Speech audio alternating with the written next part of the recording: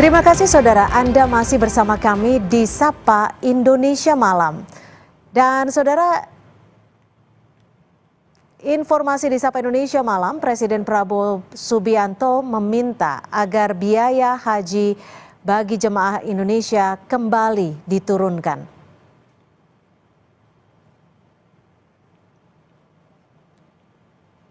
Presiden Prabowo Subianto ingin mengupayakan agar biaya ibadah haji bisa turun lagi. Presiden Prabowo juga menargetkan biaya haji Indonesia lebih murah dari Malaysia. Kita lihat dulu data biaya haji di Indonesia. Di Indonesia, saudara, pemerintah menetapkan biaya ibadah haji tahun 2025 sebesar 89,4 juta rupiah. Lalu besaran subsidi atau nilai manfaat dari dana haji sebesar 33,9 juta rupiah. Dengan demikian, jumlah biaya yang harus dibayar jemaah haji Indonesia sebesar 55,4 juta rupiah. Dan sekarang kita bandingkan dengan biaya haji di Malaysia. Tahun 2025, pemerintah Malaysia menetapkan biaya ibadah haji sebesar 121,1 juta rupiah. Ada subsidi dari dana tabung haji sebesar 62,8 juta rupiah. Lalu ada pula bantuan subsidi dari pemerintah sebesar 3,6 juta rupiah. Dengan demikian saudara, biaya yang harus dikeluarkan warga Malaysia untuk berangkat ke Tanah Suci sebesar 54,5 juta rupiah. Sebagai catatan, ini adalah biaya haji yang diterapkan untuk kelompok masyarakat berpenghasilan rendah di Malaysia. Lalu bagaimana potensi biaya haji Indonesia turun lagi seperti yang diharapkan Presiden Prabowo? Di sektor mana sekiranya yang bisa diefisiensikan agar biaya haji semakin murah? Kita ulas usai tayangan berikut. Presiden Prabowo kembali meminta agar biaya haji jamaah Indonesia kembali diturunkan. Sebelumnya, biaya haji bagi jamaah Indonesia di musim haji tahun 2025 telah diturunkan hingga 4 juta rupiah. Namun, Presiden Prabowo masih belum puas dan meminta agar biaya haji diturunkan lagi hingga lebih murah dari Malaysia. Dilakukan semua upaya untuk menghilangkan hal-hal yang tidak perlu. Efisiensi bisa menurunkan biaya dan itu yang kita harus capai. Sekarang alhamdulillah kita bisa turunkan biaya haji 4 juta yang sudah dirasakan oleh jemaah haji tahun ini 203.000. Tapi 4 juta saya minta dikurangi lagi. Saya belum puas. Kita harus yang termurah yang bisa kita capai. Kalau bisa lebih murah dari Malaysia. Saya kira bisa. Kira-kira Kepala Badan siap. Menteri Agama siap. Insya Allah. Ini ditonton loh ini. Sementara itu, Menteri Agama Nasaruddin Umar menyatakan akan terus berupaya untuk memangkas sejumlah pengeluaran demi menurunkan biaya haji. Pemerintah akan melakukan negosiasi soal komponen biaya haji, diantaranya penginapan, bus, hingga biaya tiket pesawat. Bapak Presiden itu minta supaya nanti akan datang itu biaya jemaah haji itu lebih diturunkan lagi dan itu kita selalu berusaha. Karena banyak faktor yang membuat kita itu mahal. Pertama, lamanya kita berada di Saudi Arabia. Satu hari itu bisa menghabiskan dana berapa itu bisa sampai 50 miliaran. Komponen antara lain ya penghematan misalnya tawar-menawar hotel, tawar-menawar bus, tawar-menawar ya termasuk pesawat juga kita bisa negosiasi. Jadi insya Allah ke depan kalau nanti kita punya alternatif lain, maka itulah nanti akan menjadi faktor penghemat. Oke, saya kira gitu.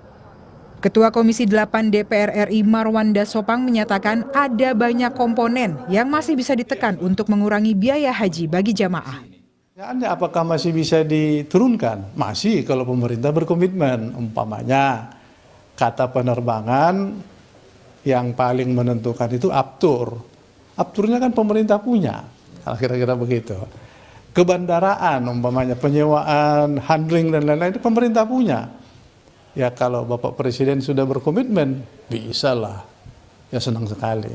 Kita harus merubah undang-undang bahwa penyelenggaraan ibadah haji harus diturunkan juga ke bisnis.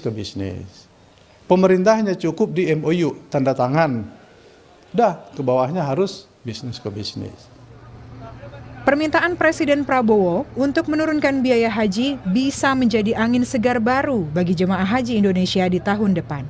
Namun, pelayanan pada jemaah harus tetap terjamin. Tim Liputan Kompas TV.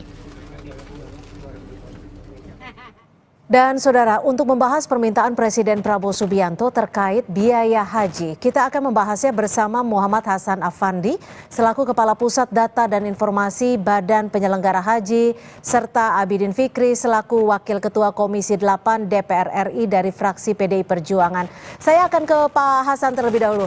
Pak Hasan, kalau dilihat ini permintaan Pak Prabowo dibilang belum puas, ingin diturunkan lagi. Ada komponen apa saja yang sekiranya masih bisa ditekan nih untuk biaya haji? Terima kasih.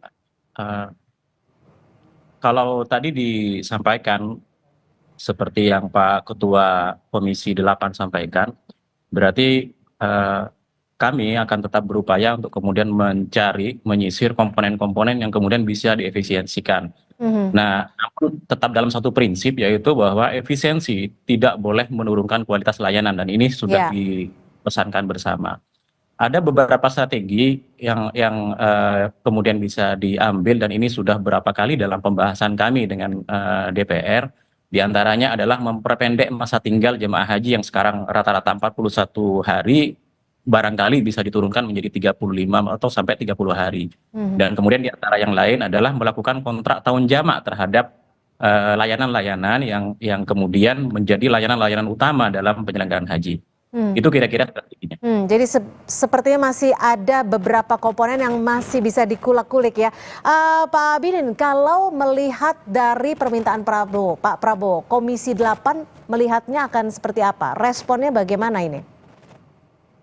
Saya kira kita harus sambut baik ya komitmen dari Presiden agar katakanlah biaya penyelenggaraan haji itu diturunkan kembali.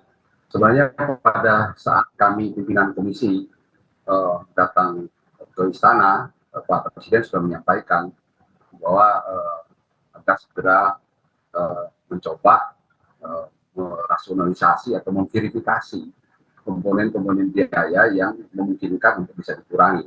Tadi sudah dijelaskan soal masa waktu di Arab Saudi yang sekarang kan bisa dikurangi, dan itu juga akan mengurangi biaya penginapan dan biaya konsumsi. Dan selain itu juga komponen pesawat ya, tiket pesawat. Nah ini kita hitung kalau dilihat dari keseluruhan bandara-bandara yang katakanlah ada di beberapa wilayah ya, memang jarak tempuhnya itu kan sangat berbeda-beda kan. Misalkan di Bandara Kolonia atau Kuala ya sekarang, kemudian itu kan lebih dekat, berbeda dengan di Sulawesi. Nah itu kalau katakanlah dihitung dari tidak nilai rata-rata disesuaikan dengan lokasi dari penerbangan para jamaah ke Arab Saudi, itu bisa dihitung ini biayanya. Apalagi kemarin sudah kita coba exercise, kalau katakanlah aftur itu dihitung harga Cengkareng, harga bandara Cengkareng, saya kira itu bisa turun sekitar 2-3 juta. Itu untuk penerbangannya ya? Untuk penerbangan saja. Nah tapi kan yang punya otoritas untuk aftur itu kan di bandara kan harus mengirimkan dari kilang-kilang yang menyediakan aftur kan. Jadi transportasi juga. Nah saya kira pemerintah dengan otoritas yang dipunya, saya kira bisa memikirkan ini bagaimana kalau aftur itu di semua bandara itu harganya sama gitu kan. Nah, bandara Cengkareng itu harga yang paling kompetitif lah untuk bisa menurunkan Oke. biaya penerbangan. Ya, Pak Hasan, kalau dari tadi yang Anda sebutkan ada beberapa komponen yang masih bisa ditekan, kira-kira akan berapa persen atau berapa jumlah biaya yang bisa diturunkan sekiranya untuk para jemaah haji ke depannya? Di antaranya contoh tadi ya seperti yang disampaikan oleh Pak Abidin, kalau misalnya kita itu kemudian memperpendek masa tinggal, itu berarti kita mengurangi biaya konsumsi jemaah haji. Nah, di antaranya ya Pak, di antaranya. Nah, ketika turun konsumsi jemaah haji itu perharinya kalau hitungan anggaran di tahun 2025 itu sekitar 40 rial per jemaah per hari. Bayangkan pengalinya ada sebanyak 203.000 kalau untuk jemaah reguler ya, terus 320 jemaah. Ratusan ribu jemaah dikalikan dengan sekian real, dikalikan dengan kurs, ya maka kita bisa hitung seberapa besar kemudian penghematan yang bisa dilakukan ketika mengurangi hari masa tinggal dari sisi konsumsi, belum nanti dari sisi akomodasi, dari sisi transportasi dan seterusnya. Jadi satu kali strategi, satu kali kebijakan itu bisa berdampak banyak dan pengurangannya bisa berantai gitu ke seluruh layanan lainnya. Nah, itu barangkali di antara yang tadi disinggung oleh Pak Abidin tadi, Ya. Pak Abidin Fik. Tapi gini Pak Hasan, kalau kita lihat kan dana yang dikeluarkan oleh jemaah haji itu ada beberapa aspek: penerbangan, akomodasi, konsumsi, ada juga layanan kesehatan, serta operasional. Dari beberapa aspek ini sekiranya mana yang paling besar bisa ditekan agar biaya haji ini bisa lebih rendah lagi seperti yang diharapkan Pak Presiden? Kalau dilihat dari komponen ke biaya haji itu ada dua terminologi ya. Pertama ada BPIH, biaya penyelenggaraan ibadah haji yang merupakan total seluruh biaya haji, dan kemudian ada yang kita sebut sebagai BP, yaitu biaya perjalanan ibadah haji, dan ini biaya yang dibayar oleh jemaah. Selisihnya ditutup dari nilai manfaat. Besaran berapa yang dibayar dan berapa kemudian nilai manfaat dan totalnya itu kemudian dibahas bersama dengan DPR, antara pemerintah dengan DPR. Nah, dari biaya yang dibayar oleh jemaah, biaya terbesarnya itu ada di komponen penerbangan. Oke. Makanya kemudian Pak Ketua tadi menyampaikan, andaikan kita bisa menekan, Pak Abidin tadi juga menyampaikan, andaikan kita bisa menekan komponen penerbangan dari sisi harga bahan bakar itu kalau nggak salah sampai sekitar 50-60% dari seluruh total biaya. Nah, kalau kita bisa menekan komponen atau subkomponen dari yang harusnya dibayar oleh jemaah, maka secara otomatis biaya yang dibayar oleh jemaah dan total biaya haji menjadi turun gitu. Nah, tetapi memang kita perlu juga untuk menelisik secara lebih detail komponen-komponen mana saja yang kemudian visible, memungkinkan untuk kita turunkan tanpa mengurangi kualitas layanan. Pentingnya, yang penting itu di sini. Oke, Pak Abidin, ini kan juga banyak pihak yang menyebut bahwa ada soal negosiasi yang bisa diberdayakan. Seperti apa nanti sekiranya pola negosiasi ini, dan apa sih yang diharapkan ketika negosiasi ini bisa dilakukan ataupun berhasil? Saya kira untuk negosiasi yang berkaitan dengan pembiayaan di Arab Saudi ya, tadi dulu sampaikan oleh misalkan penginapan, itu bisa dilakukan dengan tahun jamak, jadi nggak bisa kita setiap tahun melakukan kontrak. Misalkan kita bisa kontrak hotel itu bisa 5 tahun atau 10 tahun, itu biayanya kan lebih mengurangi, karena sekarang ini kan kita tidak bisa lagi tidak adaptif dengan kondisi saat ini. Kenapa? Karena bayangkan saja di tahun 2027 itu kita akan mengadakan haji itu di Januari dan Desember, sementara siklus APBN kita kan di Januari dan Desember, dan penentuannya biasanya itu kan pada saat selesai laporan yang dilaksanakan, laporan penyelenggaraan haji secara keseluruhan kepada DPR.